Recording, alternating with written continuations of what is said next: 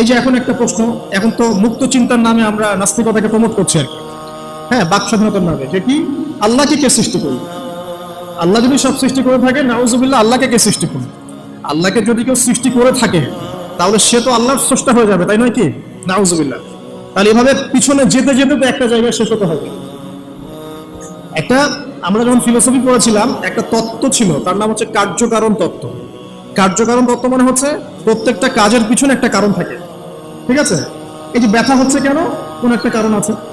জ্বর কেন? একটা ভাইরাস আছে। মানে প্রত্যেকটা বিষয়ের পিছনে একটা কারণ আছে।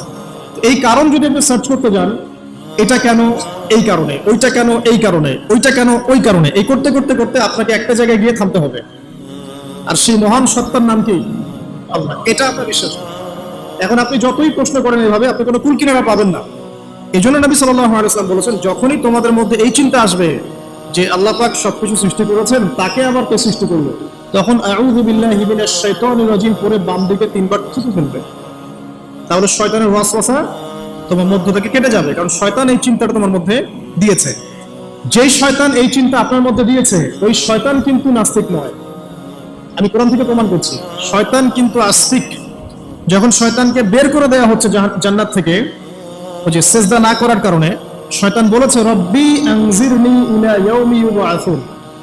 শয়তান আল্লাহকে বলছে, রব্বি, হে আমার রব, আনজিরনি, আমাকে অবকাশ দিন, ইলা ইয়াউমি ইউবআসুন, সেই দিন পর্যন্ত যেদিন সবাইকে পুনরুত্থিত করা হবে। মানে এখানে শয়তান আল্লাহকে রব বলে ডাকছে, বুঝতে পারছেন না? শয়তান আল্লাহকে বলছেন রব্বি, হে আমার রব। শয়তান কি আস্তিক না নাস্তিক? অথচ শয়তান পৃথিবীতে এসে চ্যালেঞ্জ নিয়েছে যে সে পুরো মানব জাতিকে জাহান্নামে নিয়ে যাবে। আর আল্লাহ পাক বলছেন, আমার মুখলেস বান্দাদের তুমি কোনো ক্ষতি করতে পারবে না। আবার শয়তান চ্যালেঞ্জ করছে, আমি ডান দিক থেকে আসবো, বাম দিক থেকে আসবো, সামন থেকে আসবো, পিছন থেকে আসবো, ওয়ালা তাজিদু আকসারাহুম শাকিরিন। আল্লাহ, আপনি বেশিরভাগটি শুকরগুজার পাবেন না। যেটার বাস্তব প্রতিফলন আমরা এখন দেখছি। বেশিরভাগ মানুষ নামাজ পড়ে না, বেশিরভাগ দেখবেন রোজা রাখে না, বেশিরভাগই দেখবেন কোরআন পড়তে জানে না, ম্যাক্সিমাম সুদ খাচ্ছে, ম্যাক্সিমাম জেনা করে, ম্যাক্সিমাম মেজরিটি সংখ্যক মানুষ কিন্তু আল্লাহর বিধানের পরোয়া করছে না। অল্প কিছু মানুষই আল্লাহর বিধানের পরোয়া করছে। এই কথাও আল্লাহ কোরআনে বলেছেন, ওয়া কালিলুম মিন ইবাদিয়াশ শাকুর, আমার শুকরগুজার বান্দার পরিমাণ হবে কি? খুব কম। এমনকি নবী সাল্লাল্লাহু আলাইহি ওয়াসাল্লাম হাদিসে বলেছেন যে আমার উম্মতের মধ্যেই ৭৩টা দল হয়ে যাবে। কয়টা? তার মধ্যে ৭২টা দল জাহান্নামে যাবে, নাউযুবিল্লাহ। আর মাত্র একটা দল যাবে জান্নাতে, যার ব্যাপারে নবীজি বলছেন, মা আনা আলাইহি ওয়া আসহাবি, আমি যার উপরে আছি এবং আমার সাহাবীরা যার উপরে আছে। মানে পৃথিবীর যে কোনো জায়গার মানুষ, যে কোনো দেশ, যে কোনো ভাষা, যে কোনো রং বর্ণ ইত্যাদি, তার ঈমান, তার আকীদা, তার আমল যদি নবী এবং সাহাবীদের সাথে মিলে যায়, ইনশাআল্লাহ তাআলা সে জান্নাতে যাবে। এটার জন্য একটা দল খুলে সবাইকে ওই দলের ফর্ম পূরণ করতে হবে জরুরি না। এটা ঈমানের ব্যাপার, আকীদা আমলের ব্যাপার।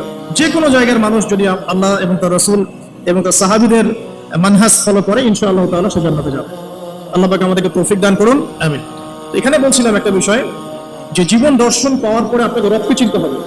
রবকে চেনার জন্য আমি সূরা ইখলাসটা বলছি, লাম ইয়ালিদ ওয়া লাম ইউলাদ, তাকে কেউ জন্ম দেয়নি। আল্লাহ পাক কারোর কাছ থেকে জন্মিতও নন। এখন কিছু মানুষ বলছে, পৃথিবীর কোটি কোটি শত কোটি মানুষ বলছে যে আল্লাহ পাকের সন্তান আছে, নাউযুবিল্লাহ। বলছে না? পৃথিবীর শত কোটি মানুষ বলছে যে আল্লাহর সন্তান আছে, নাউযুবিল্লাহ। আর আল্লাহ পাক সূরা মারিয়ামের মধ্যে বলছেন যে এই যে তারা এই কথাটা বলছে, ইত্তাখাযাল্লাহু ওয়ালাদা, আল্লাহ পাক সন্তান গ্রহণ করেছেন, তার নাম ঈসা আলাইহিস সালাম, নাউযুবিল্লাহ। আল্লাহ বলছেন এই কথাটা যখন আসমানে উঠে, আমরা যখন কথা বলি তখন কথাগুলো বায়ুমণ্ডলে ছড়িয়ে পড়ে না?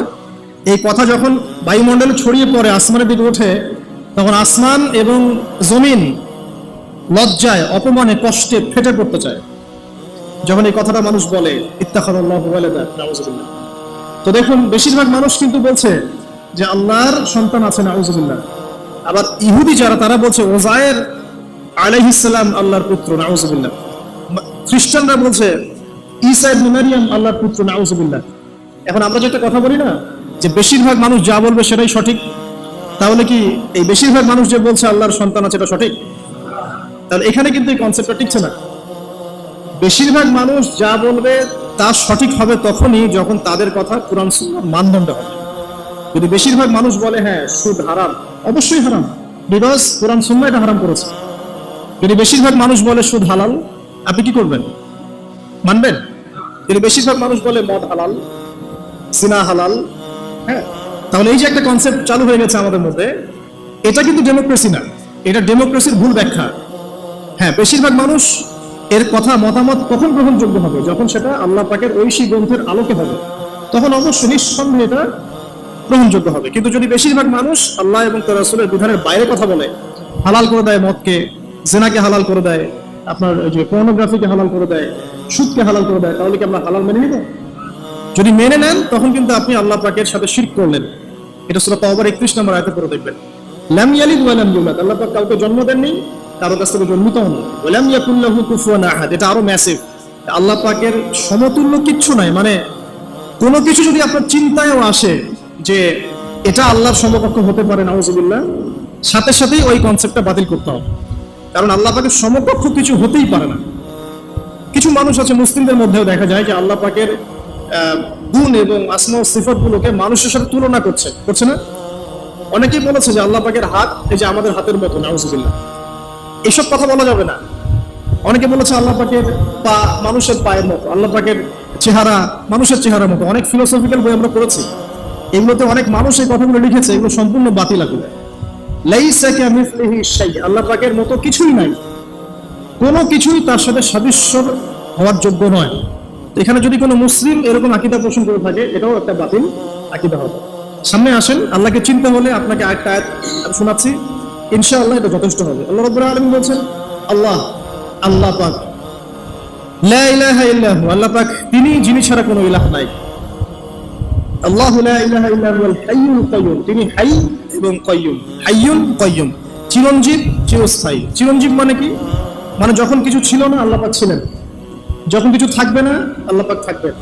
সময়ের ঊর্ধ্বে আল্লাহ রাব্বুল আলামিন, সময়ের চেয়ে অনেক ঊর্ধ্বে, বরং সময় তো আল্লাহই সৃষ্টি করেছে, আর আমরা সবাই সময়ের মধ্যে পড়ে আছি।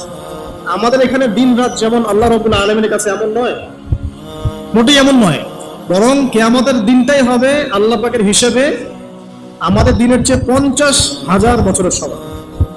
তাহলে এই সময়ের যে একটা আমরা গোলক ধাঁধায় পড়ে আছি, এক একটা গ্রহের সময় এক এক রকম, এক একটা গ্যালাক্সিতে সময় এক এক রকম। আল্লাহ পাক এগুলোর ঊর্ধ্বে, চিরঞ্জীব, চিরস্থায়ী।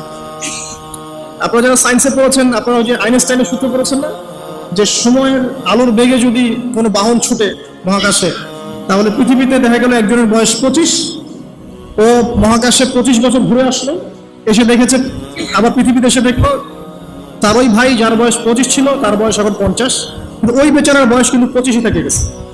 এই সূত্রটা জানেন না? তো সময় কিন্তু সব জায়গায় একরকম নয়, এখানে অনেক ব্যাপার আছে। আল্লাহ রাব্বুল আলামিন চিরঞ্জীব এবং চিরস্থায়ী।